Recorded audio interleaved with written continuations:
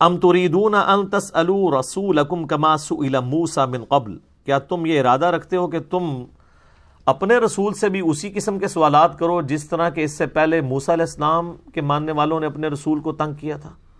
وہ سورۃ البقرہ میں آپ واقعہ تو سن چکے ہیں نا کہ ایک گائے ذبح کرنے کا حکم ہوا تو کڈی لمبی کہانی پھر یہودیاں نے کرائی کہ اچھا یہ پوچھ کے بتائیں، یہ پوچھ کے بتائیں۔ تو مسلمانوں کو یہ ٹرین کیا گیا کہ نبی علیہ السلام کے ساتھ کوئی ایسے سوال والا معاملہ نہیں کرنا جس طرح کا انہوں نے کیا۔ اب یہ بھی ایک بڑا ڈیٹیل ٹاپک ہے، پچھلے دنوں ہماری اس کے اوپر ویڈیو بھی اپلوڈ ہوئی ہے۔ کیا علماء سے زیادہ سوال کرنا حرام ہے؟ اس طرح کی آیات کا وہ سہارا لے کے کہتے ہیں جی زیادہ سوال بھی نہیں کرنے چاہیے تھے، علماء نے، ٹھیک ہے۔ تو اور یہ بھی وہ اس لیے کر رہے ہوتے ہیں کہ وہ سوال آپ ان کے مسلک کے خلاف کر رہے ہوتے ہیں، ان کی مرضی کے کریں تو کہیں گے جی اور کریں، جیسے ہی آپ اعتراض کریں گے کہ زیادہ سوال نہیں کرنے چاہیے کیونکہ ان کو جواب نہیں آتے ہوتے، اور وہ کہتے ہیں قرآن میں بھی ہے۔ تو یہ تو نبیوں کے لیے آیا، اور اس کی حکمت بھی سورۃ المائدہ کے اندر آگے بیان ہوگی کہ جب قرآن نازل ہو رہا ہے اس دوران آپ زیادہ سوال نہ کرو، ورنہ پھر وہی نازل ہوگی، تمہیں سوالوں کے جواب دیے جائیں گے، پھر تمہیں برے لگیں گے۔ اور وہ صحیح بخاری مسلم میں آتا ہے، لوگ اس لیول پہ بھی اترتے تھے، یا رسول اللہ بتائیں میرا باپ کون ہے، یعنی اگر کسی کے بارے میں مشہور ہے نا کہ وہ آؤٹ آف ویڈ لاک پیدا ہوا ہے، وہ حلالی نہیں، نعوذ باللہ، تو وہ اس قسم کے سوالات بھی پوچھتے تھے۔ پھر اللہ نے کہا کہ اس طرح کے جواب پھر تمہیں دیے تو تمہیں بات بری لگے گی، اگر واقعی کوئی ایسا مسئلہ ہوا تو قرآن کے نزول کے دوران اس طرح کے سوالات مت کرو، ورنہ جب تمہیں یہ جواب دیے جائیں گے تو تمہیں برا لگے گا۔ تو پیغمبر اس لیے نہیں آتے کہ وہ تمہیں یہ بتانے کے لیے آئے کہ میری اونٹنی گم ہوگی ہے تو بتاؤ کدھر ہے، یا فلاں جگہ خزانہ دفن ہے بتائیں وہ کس جگہ پہ دفن ہے۔ پیغمبر اللہ تعالیٰ کی طرف سے ہدایت کے امام بنا کے بھیجے جاتے ہیں، ان کاموں کے لیے نہیں آتے۔ تو یہ صحابہ کو ٹرین کیا جا رہا ہے کہ تم نے اس طرح کے سوالات نہیں کرنے۔ باقی وہ کلپ دیکھیں، اس میں نے کئی اور باتیں کی ہیں جو آج میں ریپیٹ نہیں کرنا چاہتا۔ یوٹیوب پہ جا کے لکھیں کیا علماء سے زیادہ سوال کرنا حرام ہے، تو سر تھوڑے 14 تک روشن ہو جان گے، تسی وہ کلپ ویکھو، ٹھیک ہے۔ وَمَن يَتَبَدَّلِ الْكُفْرَ بِالْإِيمَانِ، اور جو کوئی بدل دے ایمان کو کفر کے ذریعے، یعنی اللہ نے ایمان دیا تھا وہ ایمان بیچ کے اب کفر خرید رہا ہے، فَقَدْ ضَلَّ سَوَاءَ السَّبِيلِ، تو ایسا شخص راہ راست سے بھٹک گیا۔ وَدَّ كَثِيرٌ مِّنْ أَهْلِ الْكِتَابِ، اور بہت سے اہل کتاب ایسے ہیں، لَوْ يَرُدُّونَكُم مِّن بَعْدِ إِيمَانِكُمْ كُفَّارًا، وہ تلے ہوئے ہیں اس بات پہ کہ تمہیں کافر بنا دیں ایمان لانے کے بعد، ہم تو ڈوبے ہیں صنم تمہیں بھی لے ڈوبیں گے۔ خود تو وہ کافر ہوئے ہی ہیں، صرف اوپر سے ایمان قبول کیا ہے، اندر سے کافر ہیں۔ وہ یہ بھی چاہتے ہیں جس بلی کی دم کٹ جائے نا اس کی خواہش ہوتی ہے ساری بلیوں کی دم کٹ جائے، تو تم بھی ان کے ساتھ برباد ہو جاؤ، وہ چاہتے ہیں۔ حسدم من عند انفسہم، اس حسد کی وجہ سے جو انہوں نے اپنے جی کے اندر چھپایا ہوا ہے ان کے اندر، من بعد ما تبین لہم الحق، بعد اس کے کہ ان کو یہ پتہ بھی چل چکا ہے یہ الحق ہے قرآن، وبالحق انزلناہ وبالحق نزل، نبی علیہ السلام حق ہیں، آپ علیہ السلام سچ ہیں، اس کے باوجود فاعفو، تو آپ معافی کی روش ان کے ساتھ اختیار کریں، وصفحو، اور درگزر کرتے رہیں، حتی یأتی اللہ بامرہ، یہاں تک کہ اللہ کا حکم آ جائے۔ اللہ کا حکم کیا آ جائے کہ آپ کو اجازت مل جائے قتال کرنے کی، اس وقت تک ویل لیفٹ کریں، کنفرنٹریشن کو اوائڈ کریں۔ جس طرح کہ ہم آپ کو کہتے ہیں کہ انشاءاللہ ایک وقت آئے گا کہ دنیا جھومے گی، ویسے اللہ کا شکر ہے کہ وہ وقت ہمیں نظر آنا شروع ہو گیا ہے کہ فرقہ واریت کو 3 طلاقیں دے کے لوگ جھومیں گے کہ نہ میں وابی نہ میں بابی، میں ہوں مسلم، علمی کتاب ہے، ٹھیک ہے۔ کنفرنٹریشن اوائڈ کریں، جس طرح علماء یہود کی مسندیں سٹیک پہ لگی تھیں، اس وقت ہمارے علماء سو کی مسندیں بھی سٹیک پہ لگی ہوئی ہیں۔ انہی کے باوجداد تھے نا وہ بڑے، انہوں نے وقت کے پیغمبر کے ساتھ یہ کیا، تو ہم تو پیغمبر کے نمائندے ہیں، تو ہمیں ہی کہاں پہ قبول کریں گے؟ پیغمبروں کو قبول نہیں کیا۔ حضرت عیسیٰ علیہ السلام کو دیکھنے یہودیوں نے کیا کچھ نہیں ان کے ساتھ کیا۔ ان اللہ علی کل شیء قدیر، بے شک اللہ تعالیٰ ہر چیز کے اوپر قادر ہے۔ ایک وقت آئے گا کہ مسلمانوں کو غلبہ ملے گا۔ پھر ساتھ لوگوں نے دیکھا ہے نا، 2 ہجری میں غزوہ بدر ہوئی، 3 میں غزوہ احد، 5 میں غزوہ خندق، 6 میں صلح حدیبیہ اور کافروں نے مسلمانوں کو ایز اے پاور تسلیم کر لیا، 7 ہجری میں غزوہ خیبر ہوئی، 8 ہجری میں فتح مکہ، اور 9 ہجری میں غزوہ تبوک، رومن امپائر نے بھی مسلمانوں کا روب قبول کر لیا، اور 1.5 لاکھ کی فوج صرف 30,000 صحابہ کے ڈر سے رومن امپائر کا ہیڈ کیسر روم وہ بارڈر سے پیچھے بھاگ گیا۔ اور پھر آپ دیکھ لیں 14 ہجری کے اندر جا کے 14-15 ہجری کے اندر یرموک اور قادسیہ بھی ہو گئی ہے، اور دونوں سپر پاورز، یعنی یہ 16-17 سال کے اندر پوری دنیا تل پٹ ہو گئی ہے۔ لیکن جب یہ آیات نازل ہو رہی ہیں اس وقت تو صرف تسلی ہیں۔ کسی نے سوچا تھا کہ ان آیات کے نزول کے 10-12 سال کے اندر یہ سب کچھ ہو بھی جائے گا۔ هو الذی ارسل رسولہ بالہدی ودین الحق لیظہرہ علی الدین کلہ، وہی اللہ ہے جس نے الہدا قرآن کے ساتھ اپنے نبی کو مبعوث کیا اور دین حق کے ساتھ، تاکہ تمام ادیان پہ اسے غالب کر دے، ولو کرہ المشرکون، چاہے مشرک اس بات کا برا مان جائے۔ الحمدللہ آج 8 مارچ 2020 کو سنڈے کے دن قرآن کلاس نمبر 19 میں ہم سورۃ البقرہ کی آیت نمبر 110 سے سٹارٹ لیں گے۔ اعوذ باللہ من الشیطان الرجیم، بسم اللہ الرحمن الرحیم۔ وَأَقِيمُوا الصَّلَاةَ وَآتُوا الزَّكَاةَ، اور ادا کرو نماز، قائم کرو نماز کو، اور زکوٰۃ بھی ادا کرو۔ وَمَا تُقَدِّمُوا لِأَنفُسِكُم مِّن خَيْرٍ تَجِدُوهُ، اور جو کچھ بھی تم اپنے لیے بھلائی کا سامان یعنی نیکی کا کام آگے بھیجو گے اللہ کے پاس، تجدوہ عند اللہ، اللہ کے حضور پیش کرو گے، تو یعنی اس کا جو ثمر ہے، اس کا جو انعام ہے وہ تمہیں ملنا ہے۔ ان اللہ بما تعملون بصیر، بے شک اللہ تعالیٰ تمہارے اعمال کو دیکھ رہا ہے۔ یہ ویسے تاویل خاص کے اعتبار سے تو جو یہودیوں کے ساتھ اللہ تعالیٰ کی گفتگو جاری ہے اسی میں یہ چیز آئی تھی۔ اس سے پہلے بھی یہ مضمون چل رہا تھا کہ یہ جو یہودی ہیں یہ مسلمانوں سے حسد کرتے ہیں بسبب اس کے کہ بنو اسرائیل کے اندر پیغمبر آخر الزماں صلی اللہ علیہ وآلہ وسلم کیوں نہیں مبعوث ہوئے، اور مسلمانوں کو یہ کہا جا رہا ہے کہ تم اس حق کے اوپر ڈٹے رہو اور اللہ تعالیٰ کے تابع فرمان رہو، نماز کو قائم رکھو، اللہ کے حضور صدقہ اور خیرات زکوٰۃ ادا کرتے رہو، اور جو کچھ بھی تم آگے بھیجو گے اللہ کے پاس اس کا بہتر اجر تمہیں ملنے والا ہے۔ انسان جس مقصد کے لیے، جس کاز کے لیے مال خرچ کرتا ہے نا، اس کی قدر انسان کے اندر ہوتی ہے۔ اسی لیے آپ دیکھیں گے کہ قرآن حکیم میں سینکڑوں مقامات پر اللہ تعالیٰ نے نماز کے ساتھ اس کی راہ میں صدقہ اور خیرات کرنا، مال خرچ کرنے کو ذکر کیا ہے، کیونکہ مال خرچ ہوگا تو انسان کو پھر اس چیز کی قدر بھی ہوگی، اور انسان اپنا ایمان کنوکشن والا اسی صورت شو کر سکتا ہے اللہ تعالیٰ کو کہ بغیر دیکھے اپنے رب پہ ایسا کامل یقین ہے کہ اس کے لیے وہ خیرات کر رہا ہے، اس امید کے ساتھ کہ قیامت والے دن اس کو یہ مال اللہ تعالیٰ 700 گنا بلکہ اس سے بھی بڑھ کر لوٹائے گا۔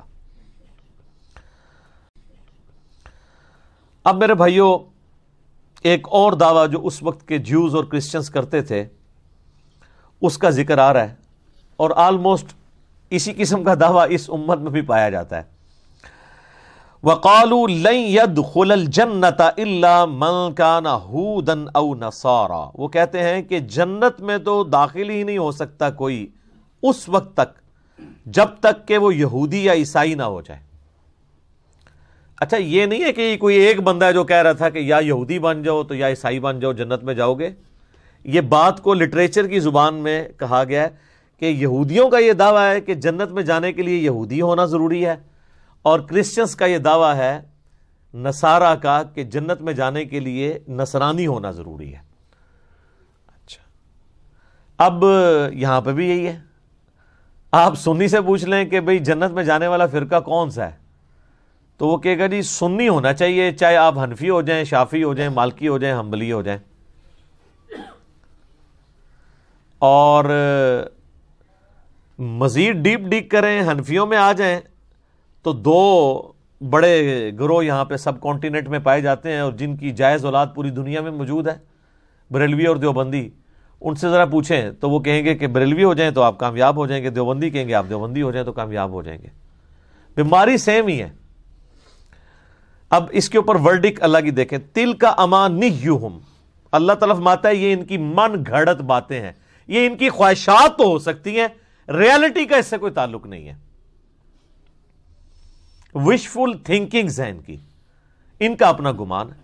اور یہ اسی طرح ہی ہے. آپ دیکھیں کئی لوگوں سے آپ ڈسکشن کریں نا کہ قرآن میں یہ لکھا ہے، حدیث میں یہ لکھا ہے، وہ کہتے ہیں یہ لکھا ہوا ہے لیکن میری اندر کی آواز یہ ہے.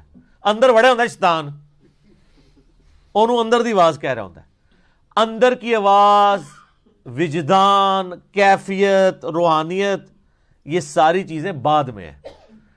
جس بندے کے دماغ میں گیئر ہی الٹا لگا ہوا ہے وہ اس کو روحانیت سمجھ رہا ہوگا.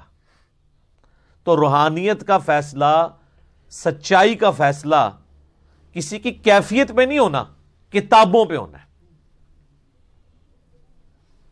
ایک بندہ کہتا ہے جی مجھے مزہ آتا ہے کہ 2 + 2 5 ہوتے ہیں، تو آپ لیتے رہیں مزہ. آپ جناب ہمیں آسمان پہ بھی چڑھ کے بتا دیں نا یہ بات منوانے کے لیے کہ 2 + 2 5 ہوتے ہیں، ہم نہیں مانیں گے. ہم کہیں گے جو ریالٹی ہو تو ریالٹی ہے. جادوگروں نے قوم فرعون کے سامنے، سورہ طہ میں آتا ہے کہ رسیاں ایسی ان کے اوپر جادو کیا کہ وہ سانپ نظر آئیں، ان کو نظر بھی آ گئی. تو اس طرح کے کرتب تو کوئی دکھا دے تو اس سے ریالٹی تو نہیں چھپ جاتی. تو اللہ فرماتا ہے یہ ان کی وشفل تھنکنگز ہیں. قل ہاتوا برہانکم ان کنتم صادقین، اے نبی تم فرماؤ کہ اگر تم سچے ہونا تو کوئی دلیل پیش کرو اپنی اس بات کے اوپر کہ جو یہودی اور عیسائی ہوگا وہی جنت میں جائے گا اور کسی کو جنت نہیں مل سکتی. یعنی وہ کہتے تھے مسلمانوں کے لیے تو جنت ہے ہی نہیں ہے. تو یہ نہ سمجھیے گا صرف یہود و نصارہ کے لیے ہے، قرآن رولز ہیں. آج اگر کوئی کہتا ہے نا جنت میں صرف بریلوی جائے گا یا صرف دیوبندی جائے گا یا صرف اہل حدیث جائے گا یا صرف شیعہ جائے گا، تو اسے کہ لائیں کہاں لکھا ہوا ہے یہ؟ تو آپ کا کیا خیال ہے کوئی دلیل لا سکتا ہے اس کے اوپر؟ کہیں پہ نہیں ہے لکھا ہوا. ہاں قرآن میں لکھا ہے جنت اس کے لیے ہے جو مسلمان ہے، جو مسلم ہے. یہ جنرل بات ہے. تو جب کوئی بھی فرقے کا ایک سٹرانچ قسم کا بندہ آپ کو یہ کہہ رہا ہوتا ہے نا کہ جنت میں صرف میرا فرقہ جائے گا، اس میں امپلائڈ ہوتا ہے کہ وہ باقی فرقوں کو کافر سمجھ رہا ہوتا ہے. ہاں کلیئر کٹ. اگر مسلمان سمجھ رہا ہو تو مسلمان کے بارے میں تو ایک مسلمان کا یہی عقیدہ ہے کہ وہ جنت میں جائے گا، عذاب بھگت کے ہی صحیح. یہ کوئی فرقے کا ریناؤنڈ مولوی کسی دوسرے فرقے کے لیے کبھی لکھ کے نہیں دے گا کہ یار یہ گمراہ ہیں، بدعتی ہیں، ایک نہ ایک دن عذاب بھگت کے جنت میں چلے جائیں گے. نیور. تو اس کا کیا مطلب ہے؟ یہ کہتے نہیں ہیں لیکن مانتے اپنے سوا سب کو کافر ہے. کہتے نہیں ہیں وہ پبلک پریشر کی وجہ سے، ڈر لگتا ہے ان کو. ورنہ تو یہ لکھ ہی دینا کہ یار چلو یہ دوسرے فرقے والا ہمارے نزدیک گمراہ ہے، اپنا عذاب بھی بھگتے گا، اللہ تعالیٰ اس کو سزا بھی دے گا اس کے عقیدوں کے اوپر، اینڈ پہ چھوڑ ہی دے گا یار کلمہ پڑا ہوا ہے. اچھا جب میں یہ باتیں کرتا ہوں تو کئی بیچارے بھولے والے ہمارے بھائی لکھتے ہیں نیچے کو بھی کمنٹس کر دیتے ہیں یوٹیوب کی ویڈیو کے اوپر کہ جی میں ہے دیوبندی ہوں لیکن میرا عقیدہ ہے کہ بریلوی بھی اہل حدیث بھی جنت میں جائیں گے. یار تمہارے کہنے سے کیسے یہ عقیدہ ہم مان لیں گے جب تک دیوبندیوں کے علماء نہیں لکھ کے دیں گے. یہ بھی تمہارا بھی تل کا امانیہم ہے، یہ تمہاری وشفل تھنکنگ ہے. کیونکہ دیوبندیت یا بریلویت یا اہل حدیثیت جس چیز کا نام ہے اس میں یہ نہیں ہوتا. ایک بندہ کہے کہ میں نعوذ باللہ ہے تو قادیانی ہوں لیکن میں غلام احمد قادیانی کو دجال سمجھتا ہوں، تو یہ اس کی سٹیٹمنٹ کتنی کنٹراڈکٹری ہے. بھائی تو قادیانی رہا ہی نہیں جب تو دجال سمجھتا ہے اس کو، تو پھر کیوں اپنے آپ کو اس کے ساتھ جوڑ رہا ہے؟ تو اگر تو اپنے آپ کہتا ہے میں فلاں فرقے سے ہوں تو اس فرقے سے پہلے علیحدہ ہو، کیونکہ اس فرقے کی یہ عقیدے نہیں ہیں. جو ہم کرسچنز کو کہتے ہیں if there is no crucifixion no Christianity. اگر حضرت عیسیٰ سولی نہیں چڑھے ہیں تو پوری عیسائیت دھڑام سے گر پڑے گی، کیونکہ وہ تو کھڑے اس کے اوپر ہیں کہ وہ سولی چڑھے اور ہمارے گناہوں کا کفارہ بن گئے. دھڑام سے نیچے گرنے کا مطلب یہ ہے کہ انہوں نے حضرت عیسیٰ علیہ السلام کی طرف غلط چیزیں منسوب کی ہوئی ہیں. تو اسی طریقے سے کوئی فرقہ بھی اسٹیبلش رہ ہی نہیں سکتا جب وہ یہ مان لے کہ دوسرے فرقے بھی جنت میں جائیں گے، کیونکہ سارے ہی تو اس حدیث کے اوپر کھڑے ہیں کہ ایک فرقے نے جنت میں جانا ہے اور وہ ہمارا ہے. کہانی بھی تو بہت بڑی ہوئی ہے نا نال. اچھا جی، اب اللہ تعالیٰ سے سنیں. اللہ ان کو تو کہہ رہا ہے لاؤ دلیل کوئی، پھر اللہ تعالیٰ مطلب بلا کیوں نہیں، من اسلم وجہہ للہ وہو محسن. یہ ایک اور یونیورسل ٹروتھ آ رہا ہے، جو کوئی بھی مسلم ہو جائے، سر تسلیم خم کر دے اپنے اللہ کے لیے، وہو محسن، اور وہ نیکوکار بھی ہو، مخلص بھی ہو، فلہ اجرہ عند ربہ، تو اس کے لیے اس کے رب کے حضور اجر ہے. ولا خوف علیہم ولا ہم یحزنون، اور نہ اسے قیامت والے دن کوئی خوف ہوگا نہ کوئی غم ہوگا. تو اللہ تعالیٰ نے یہود و نصارہ کو یہ جواب دیا کہ یہودی یا عیسائی ہونے سے، یعنی کسی پیغمبر کے ساتھ اپنی نسبت کر لینے سے کوئی شخص جنت میں نہیں جائے گا، بلکہ جنت میں وہ جائے گا جو پیغمبروں کی تعلیمات پر عمل کرے گا. اور پیغمبروں کی تعلیمات کیا ہیں؟ من اسلم وجہہ للہ، سر تسلیم خم کرو اللہ کے لیے. ایک بندہ حضرت عیسیٰ سے نسبت تو جوڑے ہوئے ہے، لیکن حضرت عیسیٰ کو اللہ کا بیٹا کہہ کے شرک کر رہا ہے، تو اس نے سر تسلیم حضرت عیسیٰ کے سامنے جھکایا ہی نہیں، ان کی تعلیمات کے سامنے، نہ اللہ کے سامنے. اب ایک اور ان کی سٹیٹمنٹ آ رہی ہے جو بڑے ذوق و شوق سے وہ دیتے تھے. وقالت الیہود لیست النصارى علی شیء، یہودی کہتے ہیں عیسائیوں کی تو کوئی بنیاد ہی نہیں ہے، کسی شے پہ نہیں کھڑے، اے تو فارغ نے. وقالت النصارى لیست الیہود علی شیء، اور نصارہ کہتے ہیں یہودیوں اے فضول، ایک کوئی فرقہ ہے. تو اس کو میں آج کے دور میں کہتا ہوں. بریلوی کہتے ہیں دیوبندی تو شاہی کوئی نہیں، دیوبندی کہتے ہیں بریلوی کوئی شاہ نہیں، یہی کہتے ہیں نا. اور دونوں اپنے آپ کو حنفی بھی کہہ رہے ہیں. ہم کہتے ہیں یار دونوں حنفی ہو تو پھر ایک دوسرے کو کہہ رہے ہو کہ کوئی شاہ نہیں ہے. اس کا جواب اس میں آ رہا ہے وَهُمْ يَتْلُونَ الْكِتَابَ، جبکہ دونوں کتاب پڑھنے کا بھی دعویٰ کرتے ہیں، دونوں حنفی ہونے کا بھی دعویٰ کرتے ہیں، اس کے باوجود کہتے ہیں بریلوی کے دیوبندی حنفی کوئی نہیں، اصلی ہم حنفی ہیں. اور دیوبندی کہتے ہیں بریلوی جعلی ہیں، اصلی ہم حنفی ہیں. دونوں ہے بھی حنفی. یہودی کہتے ہیں عیسائی کوئی شے نہیں، عیسائی کہتے ہیں یہودی کوئی شے نہیں، اور دونوں کتاب بھی پڑھتے ہیں. ایک کی کتاب پڑھ کے دو ہے، ایک کو فقہ حنفی پڑھ کے کہہ رہے ہیں اے فارغ ہے. کیسے، کیا مزے کی بات ہے. قرآن کبھی پرانا نہیں ہوتا میرے بھائی. میں نے آپ کو شروع میں سورۃ البقرہ کے شروع میں بتایا تھا، یہ سورہ بقرہ شروع میں رکھی اس لیے گئی ہے کہ جب کوئی امت بگڑتی ہے نا تو اس کے اندر خرابیاں کس کس شکل میں آتی ہیں، اور ان خرابیوں کے اوپر اللہ کے عذاب کا کوڑا کیسے آتا ہے. اس سے بڑا اللہ کا کیا احسان ہوگا کہ اس نے ساری بیماریاں ایک ایک کر کے بیان کر دی ہیں. كَذَلِكَ قَالَ الَّذِينَ لَا يَعْلَمُونَ، اور اسی قسم کی بات کہتے ہیں وہ لوگ جو کچھ نہیں جانتے. مثل قولہم، یعنی کون سے لوگ؟ مشرکین عرب. وہ بھی یہی کہتے ہیں کہ نہ یہودی کسی دین کے اوپر ہیں صحیح دین پہ، نہ نصرانی کسی دین کے اوپر ہیں، ہم صحیح دین کے اوپر ہیں. اور تینوں اپنے آپ کو ابراہیمی کہتے تھے. مشرکین عرب اپنے آپ کو ابراہیمی اس لیے سمجھتے تھے کہ حضرت ابراہیم کی اولاد سے تھے. عیسائی اپنے آپ کو ابراہیمی اس لیے کہتے تھے کہ ان کا دعویٰ تھا کہ بنو اسرائیل میں سے حضرت عیسیٰ علیہ السلام آئے ہیں اور ہم جو ہیں وہ ابراہیمی دین کے اوپر ہیں. اور یہودی وہ کہتے تھے کہ بنو اسرائیل جو ہے، یہودا تو آپ کو پتہ نا بیٹا تھا حضرت یعقوب علیہ السلام کا، اسی سے یہودی نسبت ہوئی، تو وہ کہتے تھے ہم ابراہیمی ہیں. تینوں کہتے تھے کہ ہم ابراہیمی ہیں. دو ان کی شریعت کو مانتے ہوئے کہتے تھے جو ٹوٹی پوٹی فارم میں تھی، اور جو مشرکین عرب ہیں وہ اسی طرح کہہ رہے ہوتے تھے جس طرح ہمارے ایکس پرائم منسٹر کہتے تھے میں شیخ عبد القادر جیلانی کی اولاد سے ہوں، یعنی نسلاً ابراہیمی. ایک نسلی ابراہیمی ہے، ایک عقیدے میں ابراہیمی. عقیدے میں تینوں میں سے کوئی نہیں تھا. آگے چل کے اللہ تعالیٰ آئے گا تم ابراہیم کی رٹ لگا رہے ہو، ابراہیم کے دین کے اوپر تو یہ پیغمبر ہیں جن کو ہم نے بھیجا ہے، یہ ابراہیم کے طریقے کے اوپر ہیں. پھر اللہ نے فرمایا کہ ابراہیم کی تو سب سے بڑی خوبی تھی وَمَا كَانَ مِنَ الْمُشْرِكِينَ، وہ مشرک نہیں تھے، سب سے ٹوٹ کے ایک اللہ کے ہوئے تھے. اور تم تینوں شرک کر رہے ہو. عیسائی حضرت عیسیٰ کو رب کا بیٹا کہہ کے، یہودی عزیر علیہ السلام کو اللہ کا بیٹا کہہ کے، اور مشرکین عرب نے تو اتنے دیوتا بنائے ہوئے تھے. تو تم سارے ہو مشرک اور اپنے آپ کو ابراہیمی کہہ رہے ہو جس سے بڑا مواحد ہی کوئی نہیں تھا. تو یہ کیسا تضاد ہے؟ اصل میں ابراہیمی تو ہیں نبی صلی اللہ علیہ وآلہ وسلم اور ان کے پیروکار. فاللہ یحکم بینہم یوم القیامت فیما کانوا فیہ یختلفون، پس اللہ تعالیٰ ان کے درمیان فیصلہ فرما دے گا قیامت کے دن جس معاملے میں وہ جھگڑا کرتے تھے. اللہ تعالیٰ فرمایا کہ یہ قیامت والے دن فیصلہ ہو جائے گا اس اعتبار سے کہ ہر بندے کو اپنے کیے کی سزا ملے گی. اس سے کوئی یہ مطلب نہ نکالے کہ قیامت والا دن پتہ چلے گا کہ عیسائی صحیح ہیں یا یہودی صحیح ہیں یا بت پرست ٹھیک ہیں یا مسلمان ٹھیک ہیں. نہ،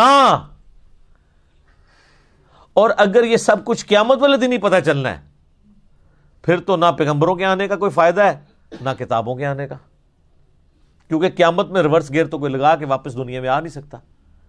اللہ نے قرآن میں تو بتا دیا، اس کے باوجود اگر کوئی ماننے کے لیے تیار نہیں ہے تو اللہ تعالیٰ یہ نہیں کہہ رہا کہ میں ان کے درمیان جو ہے وہ قیامت دن بتاؤں گا کون ان میں سے ٹھیک ہے اور قیامت والے دن پتہ لگ جائے گا کون صحیح ہے. یہ کہا جا رہا ہے کہ قیامت والے دن لگ پتہ جائے گا کہ کون صحیح ہے. یہ دھمکی ہے، اس میں پتہ نہیں لگے گا، پتہ تو یہاں بھی لگا ہوا ہے، سچائی سب کے سامنے ہے.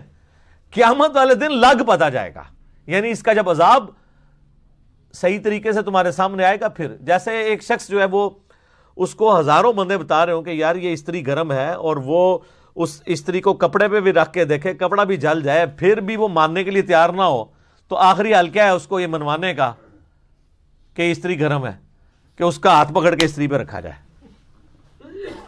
پھر اس کو کوئی وہم رہ جائے گا. تو یہی ہونا ہے کہ دنیا میں اللہ نے علمی دلائل کے ذریعے بتا دیا یہ سچ ہے یہ باطل ہے. تو اللہ ہمارے قیامت والے دن جب ان کو آگ پہ ہم ڈالیں گے نا تو پھر ان کو پتا چلے گا اچھا یہ فیصلہ ہوا ہے، ان پتہ لگ گیا جی، لیکن ان فائدہ کوئی نہیں. اگر ایک قادیانی کو قیامت والے دن جا کے یہ بات پتا چلی کہ غلام احمد قادیانی تو دجال ہے، میرے ساتھ فراڈ کیا اس نے، تو اس کو قیامت والے دن اس چیز کا ایکسپوز ہونا کوئی نفع دے سکتا ہے؟ تو صرف قادیانیوں تک نہ رہے، تھوڑا سا آپ اپنے اوپر بھی غور کر لیں، کیونکہ آپ قادیانی صرف اس لیے نہیں ہے کہ آپ کے ماں باپ قادیانی نہیں تھے. اگر آپ کے ماں باپ قادیانی ہوتے، میرے ماں باپ قادیانی ہوتے، تو کوئی لاکھوں میں ایک ہوتا ہے جو بندہ اپنے آباء و اجداد کے دین کو چھوڑتا ہے. یہ جتنے آج مولوی ختم نبوت تحریکیں بھی چلا رہے ہیں نا اتنے گلے پھاڑ پھاڑ کے، ان کے ماں باپ بھی اگر قادیانی ہوتے ہیں نا تو میں دیکھتا جناب کہ یہ کس طرح ختم نبوت تحریک چلاتے ہیں، بلکہ یہ جو ہیں وہ الٹا جو ہے وہ ختم نبوت تحریکوں کے خلاف چل رہے ہوتے ہیں.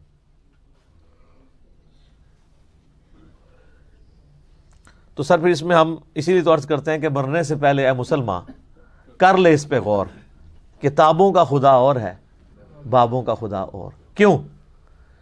جس طرح قادیانی نے اپنے عقیدوں کو ریویو کرنا ہے نا اسی طرح ہر فرقے والے نے ریویو کرنا ہے، کیونکہ جس طرح آپ یہ سمجھے ہوئے نا کہ میں ٹھیک ہوں، بالکل اسی کانفیڈنس سے وہ بھی سمجھے ہوئے کہ ہم ٹھیک ہیں، اور عین ممکن ہے کہ آپ دونوں ہی غلط ہوں. آپ کے پاس کیا دلیل ہے ٹھیک ہونے کی؟ قرآن تو نہ آپ نے پڑھا نہ آپ کے ماں باپ نے پڑھا نہ ان کے ماں باپ نے پڑھا. قرآن پڑھنے سے مراد ناظرہ نہیں ترجمے سے، ورنہ تسی کہو گے میری دادی تے انہیں قرآن پڑھ دی سی تے میرا دادا تے انہیں قرآن پڑھا سی. نہ اے نہیں، ترجمے نال کوئی رواج ہی نہیں سر. اچھا لوگ پرانے زمانے کو یاد کر کے نا بڑا خوش ہوتے ہیں، کہتے ہیں جی بڑا چنگا دور سی جی. میں کہتا ہوں سر اسلامک ہسٹری نے صحابہ تابعین کے بعد جو متبرک دور یہ دیکھا ہے نا اسلام نے اس سے بہتر دور نہیں دیکھا. آپ لاکھ پرانی چیزوں کے اوپر جو ہے وہ خوش ہوتے رہے، لوگ اپنے بچپن کے دنوں کو یاد کر کے خوش ہو رہے ہوتے ہیں کہ جی کیا بچپن اچھا ہوتا تھا یہ کرتے تھے. اور میں جب اپنے ماضی کی طرف دیکھتا ہوں تو میں کہتا ہوں اللہ معافی دے کہ ہم لوگ اتنی گمراہی کے اندر تھے، مر جاتے تو کیا ہوتا. تو پہلے بھی یہی تھا. یہ بالکل جھوٹ بولتے ہیں جو کہتے ہیں پہلا وقت اچھا تھا. یہ وقت اس لیے اچھا ہو گیا کہ اب یہ پھر قرب قیامت کے قریب دوبارہ نشست ثانیہ ہونی ہے نا تو ریورس گیئر لگا ہوا ہے. ورنہ آپ میں سے کوئی کہہ سکتا ہے کہ جیسے جیسے نبی علیہ السلام سے زمانہ دور ہو رہا ہے تو برائی عام ہو رہی ہے، لیکن چونکہ اب دوسری طرف اب نشست ثانیہ ہونی ہے تو ریورس شروع ہو گیا. لوگ کہتے ہیں پہلے وقت تھا. میں ان کو کہتا ہوں آپ نے اللہ کو جان دینی ہے، ایمانداری سے بتائیں آج جتنی بچیاں نقاب کر رہی ہیں اور برقع پہن رہی ہیں اپنی ذرا ماؤں بہنوں سے پوچھیں دادیوں سے پوچھیں کہ اس زمانے میں وہ برقع پہنتی تھی؟ تو پھر کیوں اس زمانے کو یاد کر کے آپ لوگ اس کی تعریف کرتے ہیں؟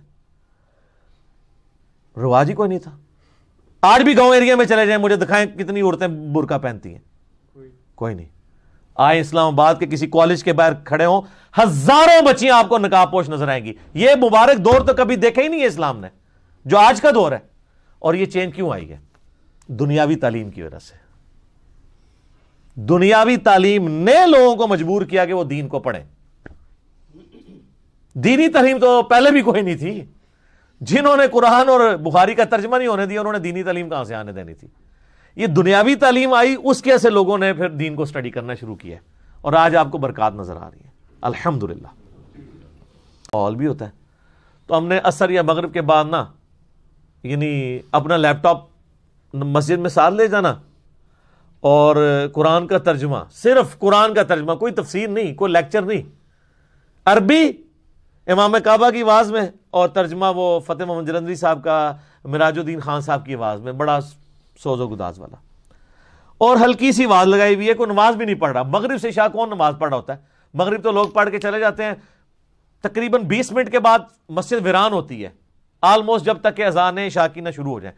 اس ٹائم کو مسجد میں آتے نہیں. کوئی مغرب کا ٹرینڈ ہے کہ لوگ جلدی پڑھتے ہیں مغرب. اور پھر اتنی بڑی مسجد کے کونے میں بیٹھ کے لیپ ٹاپ کے اوپر بس اتنی آواز کے 2 بندے سن سکے. 2 یا 3 دن مولوی نے برداشت کیا. اس کے بعد اس نے کہا جی کیا پروگرام ہے تھوڑا, کیڑے چکر ہی چو. یار چکر ہے یار, چکر تو کوئی نہیں ہے, بیٹھے ہوئے ہیں. وہ کہتے ہیں نہیں جی اٹھے ادھر سے. اچھا, اور میں آپ کو وثوق سے کہتا ہوں, اگر میں قرآن ترجمے سے نہ سن رہا ہوتا, قرآن نہ پڑھ رہا ہوتا, ویسے 2 بندے روزانہ مغرب سے عشاء بیٹھ کے گپے مارتے رہے نا مسجد کے اندر, درس و تدریس نہ کریں, یہ جو قرآن میں ہے نا کہ اللہ کا ذکر سے روکیں گے, یہ ویسے بیٹھ کے گپے مارتے رہے, کسی نے اللہ کے فضل سے آپ کو نہیں تنگ کرنا. ان کو تکلیف اس وقت شروع ہونی ہے جب آپ نے اللہ کا ذکر شروع کرنا ہے. تو مجھے بتائیں, یہ جو مساجد کے کسٹوڈین ہیں, یہ پھر رحمان کے ایجنٹ بنے ہوئے ہیں یا شیطان کے ایجنٹ بنے ہوئے ہیں؟ تو اگر یہ کوئی سمجھتا ہے, یہاں 100 کے قریب لوگ بیٹھے ہیں اور ہزاروں لوگ ویڈیوز دیکھتے ہیں, اگر کوئی سمجھتا ہے نا یہ ساری تھیوریٹیکل باتیں, سر کام کر کے ویکھو اپنی مسجد وچ, رزلٹ نہ آئے تو منو آگے پھاڑ لینا. یہ دعوے نہیں ہے, یہ دلیل آپ خود چیک کر سکتے ہیں. جاؤ آج کرو, ہاں 2-3 دن ذرا تلاوت لا کے, تسی یہ موبائل فون دے نا لا کے بیٹھو, ہیڈ فون پہ نہیں لگانی.